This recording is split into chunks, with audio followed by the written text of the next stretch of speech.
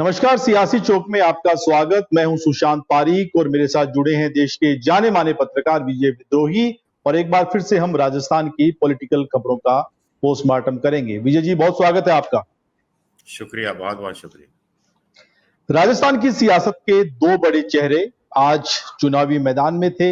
सचिन पायलट, वसुंधरा राजे अलग अलग मंच पर अपने अपने कार्यकर्ताओं समर्थकों के बीच बोल रहे थे। दोनों नेताओं ने क्या कहा, उनकी अपनी तल्खियां पार्टी को लेकर समर्थकों के बीच, जिस तरीके से आज भी अगर बात की जाए तो वसुंधरा राजे को जो रिस्पॉन्स मिला, सचिन पायलट तो खैर अपने टोंक अपनी गढ़ में थे। जनता एक तरीके से पलक पावड़ी बिछा देती है उनके लिए, लेकिन जो इशारे बयानों के जरिए संदेश देने की कोशिश की जाती है उसको लेकर हम बात करेंगे। बात यह भी करेंगे कि कैसे भाजपा की एक सूची जो है वो लीक हो गई उम्मीदवारों की, और उसके जरिए क्या कोई संकेत देने की कोशिश, और कांग्रेस की सूची कहां अटकी हुई है, कहां पेच फंसा हुआ है। लेकिन सबसे पहले विजय जी, एक बड़ा इंटरेस्टिंग मुझे किसी ने बताया कि खास तौर पर कांग्रेस के जो विधायक मंत्री हैं वो जब पब्लिक के बीच में जा रहे हैं वोट मांगने के लिए, तो ठीक वैसा ही एक नारा उनके स्वागत में, उनके विरोध में अलग अलग जगहों पर सुनने को मिल रहा है, जैसा वसुंधरा राजे के साथ पिछली बार हुआ था कि मोदी तुझसे बैर नहीं, वसुंधरा तेरी खैर नहीं। इस बार नारा यह है कि गहलोत तुझसे बैर नहीं और विधायक मंत्रियों तुम्हारी खैर नहीं। ये एक बड़ी दिक्कत, बड़ी परेशानी। क्या इस नारे को, इस इशारे को एक बड़ा मैंडेट समझा जाए, जिसकी बात हम लगातार कर रहे हैं कि कांग्रेस के भीतर अगर बड़ी संख्या में टिकट नहीं काटे गए तो बड़ी परेशानी हो सकती है, क्योंकि गहलोत की योजनाएं अच्छी हैं, उनका पब्लिक के साथ कनेक्शन अच्छा है, लेकिन मंत्री विधायकों को लेकर नाराजगी बहुत ज्यादा है। नहीं, ये तो बिल्कुल आप सही कह रहे हैं। अगर गहलोत ही एकमात्र जीते और सारे विधायक हार गए या और लोग हार गए तो फिर विधायक गहलोत अकेले क्या कर पाएंगे। तो स्वाभाविक है कि इसका इशारा ये है जनता का कि अशोक गहलोत से तो उनको कोई नाराजगी नहीं है। लेकिन ये बात तो मैं कब से कह रहा हूं कि अशोक गहलोत की योजनाएं अच्छी हैं, लेकिन विधायकों के खिलाफ भयंकर एंटी इनकम्बेंसी है। और मैं कब से कह रहा हूं कि मुझे इस बात में अभी भी पूरी शंका है कि अशोक गहलोत अपनी योजनाओं के बनिस्पत इस एंटी इनकम्बेंसी पर काबू पा लेंगे, इस पर मुझे गहरा शक है। और मेरे इस गहरे शक पर आज आपने मुहर लगा दी, जो जनता कह रही है कि विधायकों की खैर नहीं। तो स्वाभाविक है कि विधायकों पार्टी को अपनी खैर मनानी है, अशोक गहलोत को अपनी खैर मनानी है, तो इन विधायकों से सियासी बैर निकालना पड़ेगा। सियासी बैर से मतलब है कि इनके टिकट निर्ममता से काटने पड़ेंगे, काटना पड़ेगा। ना केवल टिकट काटना पड़ेगा, बल्कि ऐसा नहीं हो कि रिप्लेसमेंट हो जाए कि बाप नहीं तो बेटे को दे दिया, बेटी को दे दिया। इससे भी काम नहीं चलने वाला है। ये चीज भी ध्यान में रखनी। ये टिकट काटते समय सारे सियासी समीकरणों को साधने के साथ साथ ये पुख्ता करना भी कांग्रेस के लिए बड़ा मुश्किल हो जाता है कि वो बागी होकर चुनावी मैदान में नहीं उतरे, क्योंकि ये बड़ा खतरा होता है उस सीट के लिहाज से। नहीं, ये तो होता है, बिल्कुल स्वाभाविक है कि बागी होने का एक खतरा रहता है। बहुत साल पहले एक बार मैंने अशोक गहलोत से पूछा था कि टिकट आप क्यों नहीं काटते विधायकों के, तो उन्होंने कहा कि भाई उस समय बागी होने का चलन कुछ ज्यादा था कि नहीं, वो कुछ बागी हो जाते हैं, कुछ भितरघात करने लगते हैं, कुछ घर बैठ जाते हैं, तो वैसा ही नुकसान हो जाता है, उतना ही नुकसान हो जाता है। तो अब ये तो अशोक गहलोत को देखना पड़ेगा कि उतना ही नुकसान होगा या नुकसान कम होगा, डैमेज कैसे कम होगा। मुझे लगता है कि आज की तारीख में टिकट काट दो तो लोगों का गुस्सा 50% अपने आप कम हो जाता है, और बाकी लेकिन विजय जी, अगर टीम के खिलाड़ियों का प्रदर्शन अच्छा नहीं है तो एक तरीके से कप्तान की भी मॉरल ड्यूटी तो है कि आखिरकार अगर विधायकों के प्रति जनता में नाराजगी है, उनकी कार्यशैली को लेकर मंत्रियों के प्रति गुस्सा है, तो फिर क्यों नहीं ऐसे मंत्रियों की समय रहते अशोक गहलोत ने छुट्टी की, क्यों नहीं अपने विधायकों के कामकाज को लेकर सवाल उठाए। ये पूरा सियासी ड्रामा 5 साल जो चला, अशोक गहलोत इस बार उसी को साधने में, उसी को मैनेज करने में रहे, और विधायकों के प्रति जो जनता की जो जिम्मेदारी थी जनता के लिए विधायकों की, उसको ठीक ढंग से हैंडल नहीं किया जा सका। देखिए, मुख्यमंत्री अशोक गहलोत चांद से तो ला नहीं पाते विधायक, हम्म। वही जो चुन के आए उन्हीं में से रखना था। तो कीमत बहुत चुकानी तो को पड़ेगी विजय जी। एक मिनट, बहुतों को हम्म। जातीय समीकरण के कारण झेलना पड़ा, बहुतों हम्म। को जो मानेसर कांड हुआ उसके कारण झेलना पड़ा, बहुतों को इस कारण झेलना पड़ा क्योंकि वो कांग्रेस के जो संभाग स्तर के दिग्गज नेता थे हम्म। उनके बहुत करीबी थे, कुछ को इसलिए झेलना पड़ा क्योंकि वो केंद्रीय आला कमान के नजदीकी थे। तो ये हम्म। मिक्सचर होता है और एक असली लीडर की पहचान, आप सही कह रहे हैं, होती है कि वो सबको मिल मिलाकर लेकर चले अपना। और अशोक गहलोत के साथ कम से कम ये तो कहा जा सकता है कि गहलोत और संगठन एक था, डोटासरा हम्म। उन्हीं के आदमी थे। तालमेल ऐसे में अच्छा था इस बार। हाँ, ऐसे में संगठन का क्या इससे बेहतर इस्तेमाल कर सकते थे, हम्म। ये एक बड़ा हालांकि सवाल है।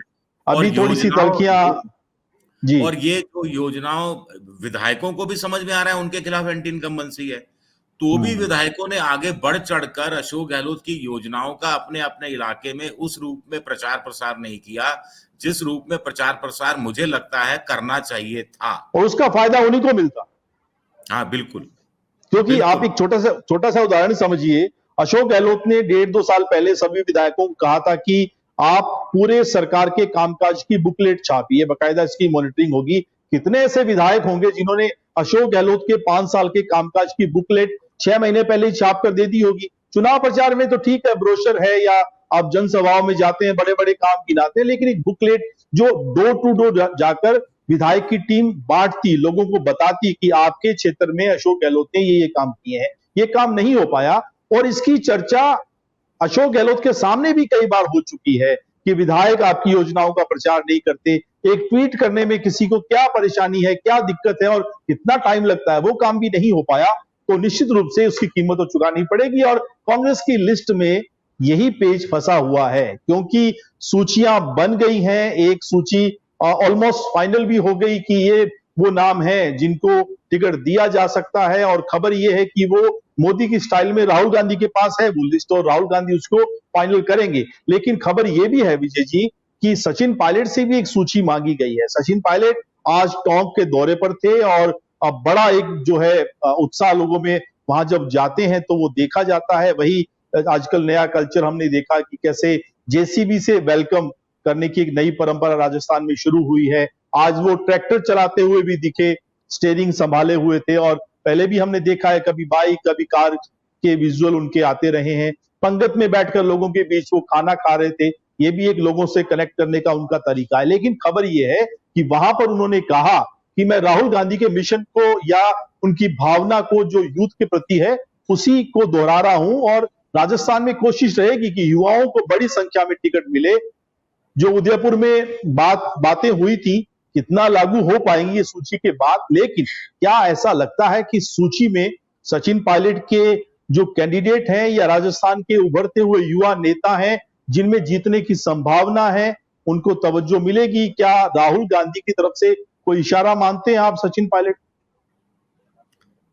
देखिए, एक सूची आपके हिसाब से गहलोत की है, एक सूची आपके हिसाब से सचिन पायलट की है, एक सूची हो सकता है रंधावा की हो, एक सूची सीधी सीधी पहुंची हो, सर्वे जिन्होंने कराया या जो पीसीसी की भी जो एक पर्यवेक्षक सूची है डोटासरा आए। की।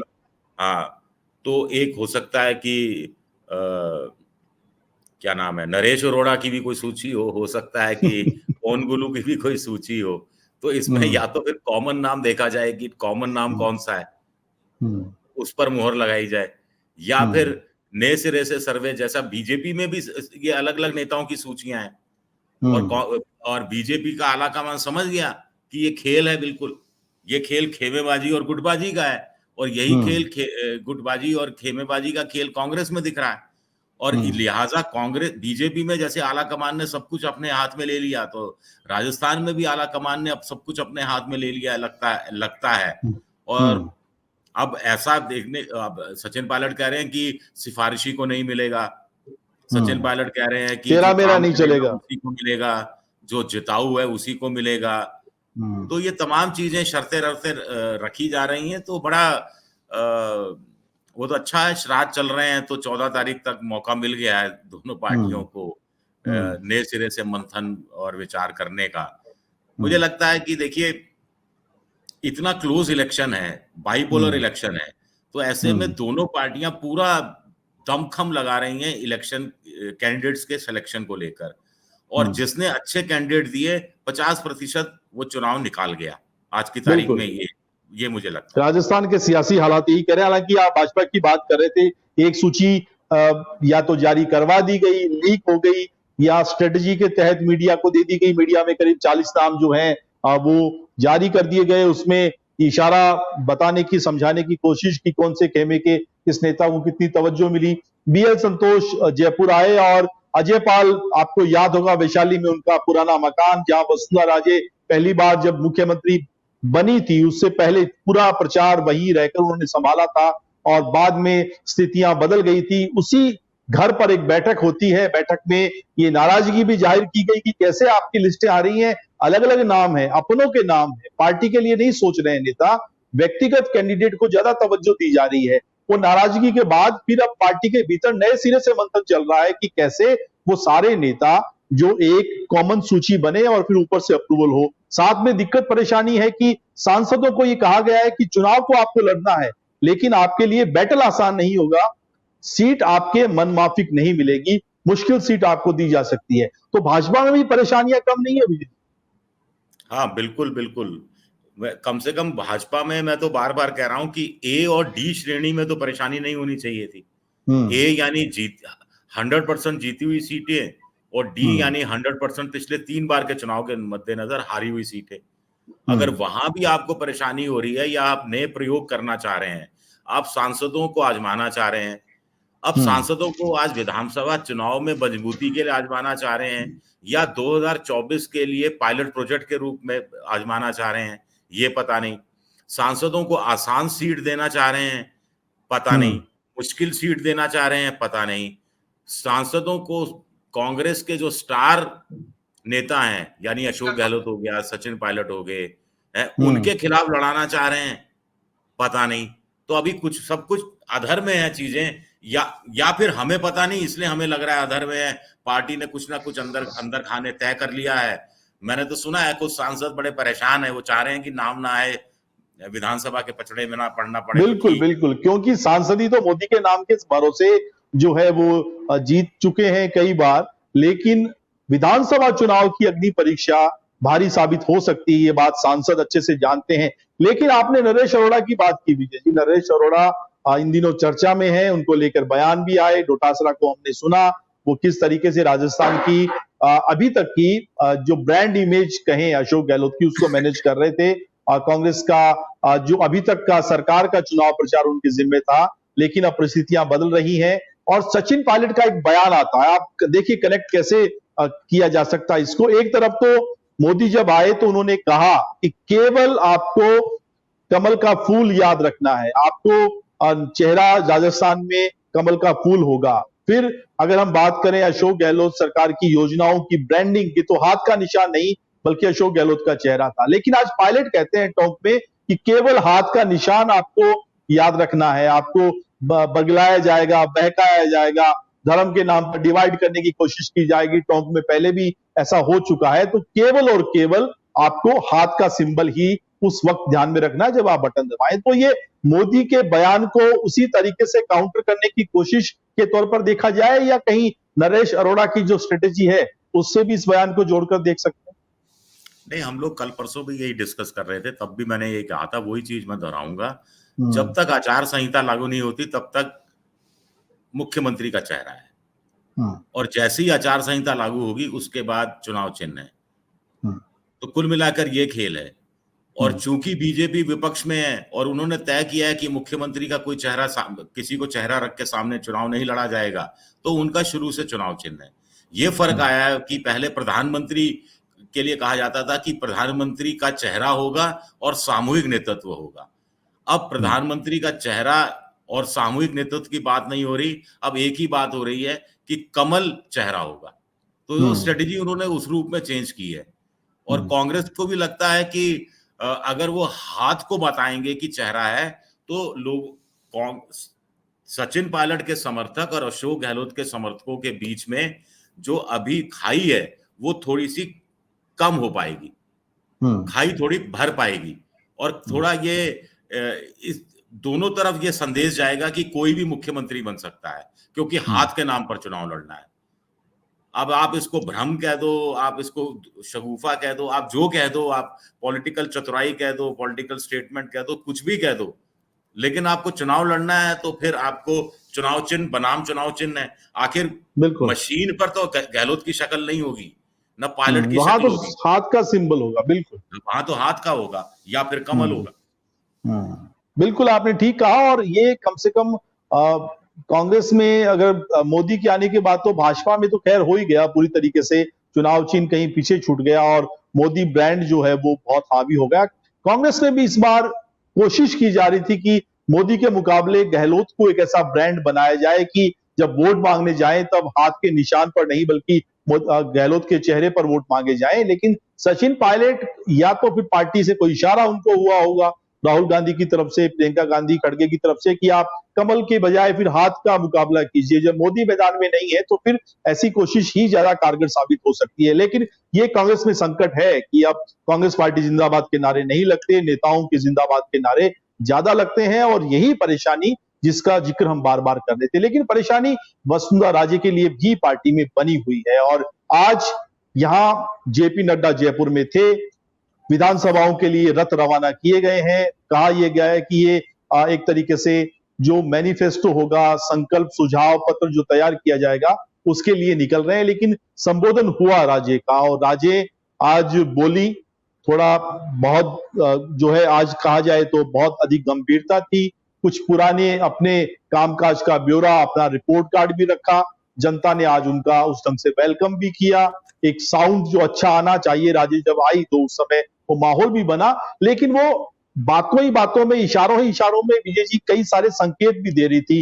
राजा का जिक्र भी उन्होंने किया, ये राजा कौन है, और एक तरीके से वो अशोक गहलोत को भी निशाने पर लेती हुई दिखी। यहां तक कह दिया कि मैं रेवड़िया शब्द उपयोग नहीं करना चाहती, लेकिन जिस तरीके से राजस्थान में रेवड़ियां बांटी जा रही है, खजाना खाली किया जा रहा है, अगर कांग्रेस भी सत्ता में वापस आ गई तो भी इनके लिए आने वाले दिनों में स्कीम को कंटिन्यू रखना बड़ा मुश्किल हो जाएगा। हमने वही किया जो हम कर सकते थे या जो वादा किया। राजा के क्या मायने, क्या मोदी को कुछ कहना समझाना चाह रही थी राजे? देखिए, रेवड़ी शब्द तो प्रधानमंत्री ने कॉइन किया था, तो स्वाभाविक है कि वो कह रही हैं कि मैं रेवड़ी शब्द का इस्तेमाल नहीं करूंगी, तो कहीं ना कहीं इशारा किस तरफ है आप समझ सकते हैं। पहली बात। दूसरी बात यह है कि मैं लगातार देख रहा हूं कि कोई भी नेता वसुंधरा के कामकाज का चर्चा नहीं करता। प्रधानमंत्री तो नहीं करते, अमित शाह ने भी नहीं करते, पहले करते थे, अब तो सब बंद हो गया है, अब बंद कर दिया। भैया जो वसुंधरा की सरकार में मंत्री रहे वो भी चर्चा नहीं करते, जिक्र करना नहीं चाहते। हाँ, वसुंधरा को ही जिक्र करना पड़ रहा है।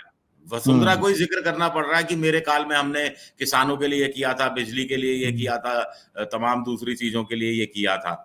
तो और मुझे लगता है वो लय में थोड़ी लय बिगड़ी हुई थी, मतलब वो तो चेहरा उदास था उनका। और जिस तरीके से और मोदी के मंच पर 2 बार विजय जी ऐसा हो जाए किसी भी नेता के सामने या उनके लिए, तो बड़ा मुश्किल है फिर अपने ही कार्यकर्ताओं को फेस करना। ये तो एक तरीके से फाइटर लीडर है, मास लीडर है, जनता में अभी भी लोकप्रियता है उनकी, तो वो मैदान में डटी हुई है। बिल्कुल आप सही कह रहे हैं। और फिर राजा वाली जो बात कही, अब कुछ लोग कहेंगे कि अशोक गहलोत के लिए, लेकिन आप जानते हैं कि राजा पिछले 2 दिन से तो बड़ा चर्चा चल रही है, राजा कौन है देश का, बताने की जरूरत नहीं है, तो निशाना उस तरफ है कहीं ना कहीं। तो अब देखना दिलचस्प होगा कि वसुंधरा आखिर करती क्या है, मुझे नहीं रणनीति क्या रहेगी। हाँ, मुझे तो मतलब वसुंधरा दिल से चाहेंगी कि बीजेपी जीत जाए, 120 सीटें ले आए, मुझे नहीं लगता। वो चाहेंगी कि बीजेपी 99 के फेर में कहीं फंसे, ताकि उस समय एक मौका और मिले मुख्यमंत्री बनने का। मुझे ऐसा लगता है कि बीजेपी के संदर्भ में देखा जाए, आला कमान को भले ही लगता हो कि विद या विदाउट वसुंधरा हम जीत सकते हैं, लेकिन वसुंधरा को लगता है कि हो सकता है सत्ता की चाबी उनके हाथ आ जाए। बिल्कुल। और राजे अपना कॉन्फिडेंस जुटाने की, जनता के बीच अपनी पहचान को बरकरार रखने की जद्दोजहद में है, कोशिशों में है, और आने वाली कई चुनावी सभाओं में वो किस तरीके से मंच पर उनकी भूमिका देखने को मिलती है। हालांकि पार्टी में कहा यह जा रहा है कि राज्य के लोगों को तो एडजस्ट किया जाएगा, सूची में उनके नामों को पहली सूची में उनके नामों को जगह मिलेगी और इसके सहारे राज्य को भी साधने की पार्टी कोशिश करेगी, क्योंकि राज्य को बिल्कुल साइडलाइन नहीं किया जा सकता। इतना ही साइडलाइन करना था कि वो मुख्यमंत्री का चेहरा नहीं है और ये बात उनको भी समझ में आ गई। लेकिन सवाल ये कि राज्य की रणनीति क्या है, उनकी बदली हुई रणनीति क्या है, और वो पार्टी के मंच पर तो हैं, लेकिन पार्टी के मंच के अलावा वो क्या कर रही हैं, और इनके समर्थक, उनके नेता कार्यकर्ता पहली सूची का इंतजार कर रहे हैं। और सचिन पायलट जिस तरीके से वापस उन्होंने स्टेडिंग संभाला है, इशारा क्या राहुल गांधी की तरफ से उन्हें मिला है, क्या उनकी भी कांग्रेस की सूची में उनके नामों को भी ज्यादा तवज्जो मिलेगी, ये सारे इशारे, सारे संकेत जो है बताएंगे कि राजस्थान में आने वाले दिनों की सियासत किस ओर जा रही है, किस नेता को जनता कितना पसंद करती है। बात हनुमान बेनीवाल की भी आने वाले दिनों में और तेजी से होगी, क्योंकि वो भी एक सत्ता परिवर्तन यात्रा पर निकल पड़े हैं। सभाओं में अच्छी भीड़ आ रही है विजय जी उनकी, वो दिव्या मदेरणा हो, उनके गढ़ में जाकर जो है पूरी तरीके से चैलेंज करते हैं। आज बायतू में हरीश चौधरी के क्षेत्र में वो थे, रिस्पॉन्स तो अच्छा मिल रहा है हनुमान को, लेकिन हनुमान कितना कन्वर्ट कर पाएंगे विजय जी, एक बड़ा सवाल है, क्योंकि आखिरकार तो फिर काउंट भीड़ नहीं होती है, वो तो आपके कितने विधायक जीत कर आते हैं वही सब कुछ उसी से तय होता है। हाँ, एक चीज ये है, और दूसरा ये है कि अशोक गहलोत का विरोधी वो हनुमान बेनीवाल को वोट देगा। अब उसके सामने एकमात्र विकल्प हनुमान बेनीवाल है या एक विकल्प ज्योति मिर्धा वाली बीजेपी भी है, और दोनों के बीच में वोट बटा, या दोनों में से उसने बीजेपी बड़ी पार्टी है उस रूप में प्रेफर किया, तो फिर हनुमान बेनीवाल का खेल बिगड़ भी सकता है। और दूसरी जो आपने वसुंधरा समर्थकों के टिकट वाली बात कही, भाई चांद से तोड़ना लाएगी बीजेपी। बीजेपी के पास 200 अच्छे उम्मीदवार नहीं है, अगर वसुंधरा के 40, 50, 60 जो समर्थक है उनको हटा दिए जाए तो नहीं है इनके पास। 60 को मिलना बड़ा मुश्किल है। अगर वसुंधरा राजे के 60 को टिकट मिल जाएगा तो बड़ा भारी काम हो जाएगा। भाई जिताऊ उम्मीदवार नहीं है, कभी तो सांसदों को भी उतारना पड़ रहा है। कांग्रेस के पास तो बिल्कुल भी नहीं है। कांग्रेस में तो 100 समझ लीजिए, 100 में से 80 के टिकट काटने हैं, आपको 80 नए लेके आने हैं, और जो 120 बची सीटें, उसमें से भी पिछली बार जिनको दिया गया उसमें से कम 60-70 तो ऐसे हो जिनको आप नहीं दो। तो मतलब 200 में से 140 नए लेके आने हैं बीजेपी कांग्रेस को। आसान नहीं है दोनों के लिए आसान नहीं है। और हनुमान की नजर उन सारे बागियों पर होगी जो दोनों जगह से जिनको टिकट नहीं मिलेगा, तो हनुमान चाहेंगे कि वो बड़े नेता, बड़े चेहरे उनके आरएलपी के सिंबल पर चुनाव लड़े, और वो फिर त्रिकोणीय मुकाबला जिन जिन सीटों पर होगा वहां जो है पेज फंस सकता है कांग्रेस और बीजेपी के लिए। फिलहाल सियासी चौक में आज के लिए इतना ही। विजय जी बहुत बहुत धन्यवाद आपका, और आप तमाम दर्शक लगातार हमारे साथ जुड़े रहिए। राजस्थान चौक पर हम राजस्थान की सियासत की तमाम खबरें आप तक रोजाना पहुंचाते रहेंगे। नमस्कार।